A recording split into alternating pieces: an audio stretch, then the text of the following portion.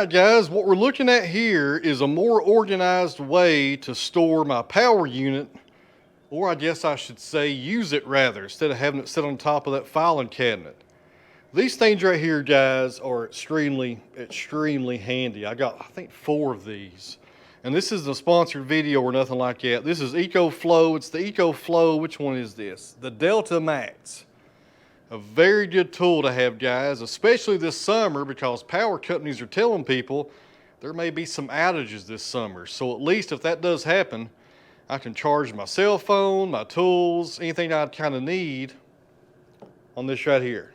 And you can also run solar panels to this as well. I have some solar panels that I use to keep it charged actually on these hot summer days. That's about the only thing good about these hot days in Tennessee right now.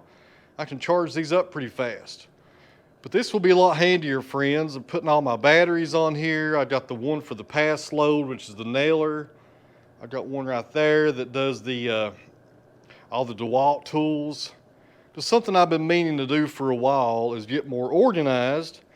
And one of these power units, guys, will make this a really handy cart to have around to roll around to different machines and all that stuff. And I don't have a lot of outlets in the shop yet, to be honest with you, friends, because wiring right now is just so expensive.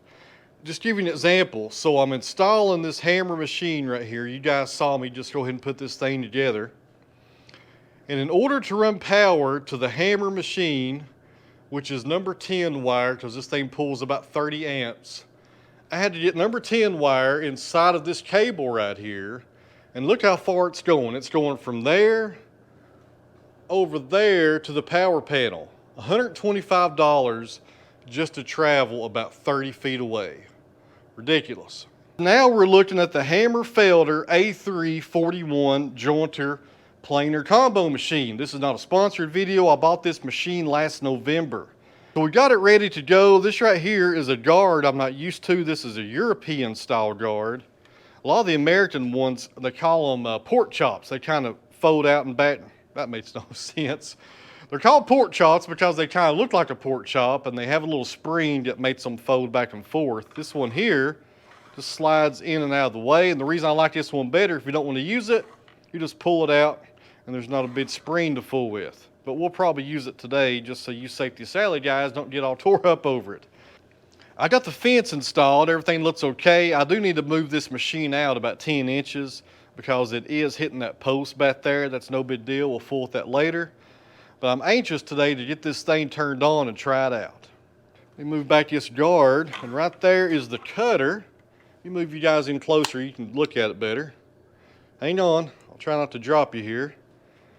So there's the silent cutter head. That's a helical cutter head. It's a lot better than straight knives. When these get dull, you just loosen that and turn them 45 degrees and you have a brand new cutting edge right there. And if they all get dull, you change them out and there's no setting the blades or nothing like that. It's a lot easier to fool with when you start changing out your blades. So my plan is to put a board on here and do some jointing and see how it performs. But my biggest test of the day is the dust collector. And let me show you what I'm thinking. So in here in the motor room, look over this mess here guys. I've been assembling lights, I've been putting stuff together. I'm working on my bandsaw right there. This little motor here has become a catch-all in the past few days, but that's okay. I'll get it cleaned up for the day's over. So this motor has 4 hoses coming from it, and it goes up there to that extractor, and then I shoot that out on the outside of the building over there. It just pretty much falls on the ground. So I'm thinking, without putting any blast gates on this machine, I can cut it on and take off the hose that goes on the front that has a quick connect I put on it. These are really handy right here, these dust wrap quick connects. I get these from Rockler. And when I want to use the jointer, I take it off there and I come over here and put it on that machine right there. Hopefully that's going to work out as planned and it will keep me from having to put another dust collector over here for this machine. I can also use the same hose on the bandsaw if it goes as planned. We'll see how it goes. Now ideally, set that down, you would want blast gates on these other 3 hoses when you're running that one I'm running to the jointer, if that makes sense to you. I may be confusing the crap out of you guys here. But since I'm not going to put blast gates on it, and I really don't want to, there's not a lot of room up there for blast gates, to be honest with you. But I think since the motor's not running, even though those hoses are pulling air, we should get enough suction out of that one right there to keep the chips clean out of the new machine. All right, guys, before we turn on that jointer and try it out, let's go check on the kiln. You guessed it, it's another hot day here in Tennessee. 98 right now, 98. It's pretty hot for June. It's even hotter inside this kiln. All right, guys, the current temperature inside the Nile kiln is 126 degrees. I'm trying to bring it down to about 120. We was at 150 this morning. I got black walnut in here, and it's 8 9/4 on the thickness.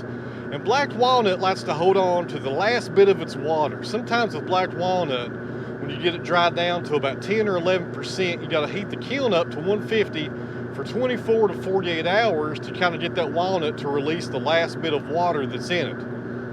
And they say that's caused by fungus, or I think it's caused by just black walnut being stubborn, to be honest with you. Black walnut is a stubborn wood to dry, I tell you what. But we'll get it out of it. You just have to heat it up pretty hot. So once this kiln comes down to about 120, we're already down to 125 right now. I'll hit it with the compressor one more time. We'll get the last bit of moisture out, and this load will probably be done sometime tomorrow.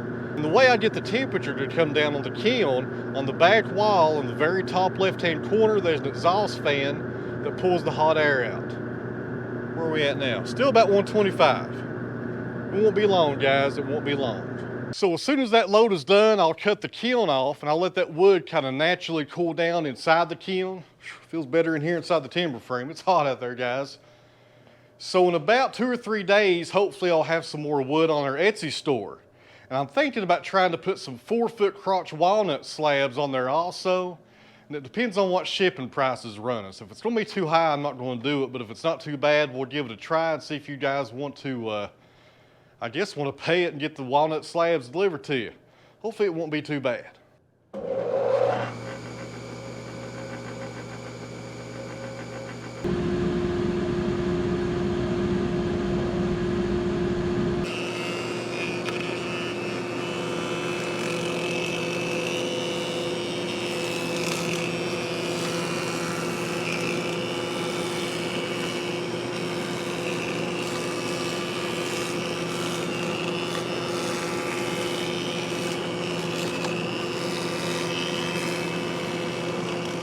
Alright guys, that went decent, and the reason I'm saying that is because I couldn't find my push blocks.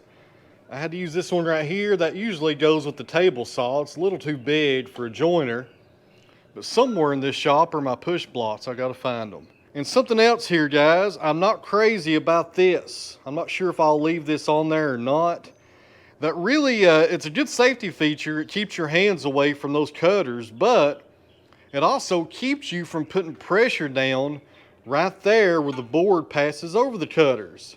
Most important part on a jointer or a facer, whichever one you want to call it, you want pressure right there on the outfeed side of this table. Let me move this wood out of the way, show you what I'm talking about. The wood, when it passes over this cutter right here, that's where the shape takes place, or that's where your board gets flat, of course. And you want to put pressure right there to make sure your board tries to come into being a, what's the best word here? You want your board to be coplanar with this side of the table, if that makes sense to you. You want it running parallel once it runs over this cutter head. Therefore, pressure right here at this cutter is extremely important. And if that guard is there, you can't do that. I'm not sure about that. I may get rid of that guard right there.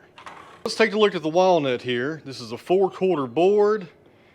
It's really nice actually, no knots or nothing like that. The grain looks pretty straight. And it did a very good job of cleaning up the face of this walnut board. It looks really nice right there. I was going a little bit slower than I should have been because I didn't have my right push blocks. I don't like using my hands on wood when I go over a jointer. I'd rather have the push blocks.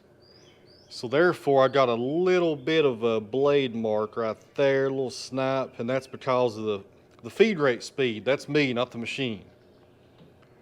But besides that, guys, That looks really good. I'm happy with this machine right here.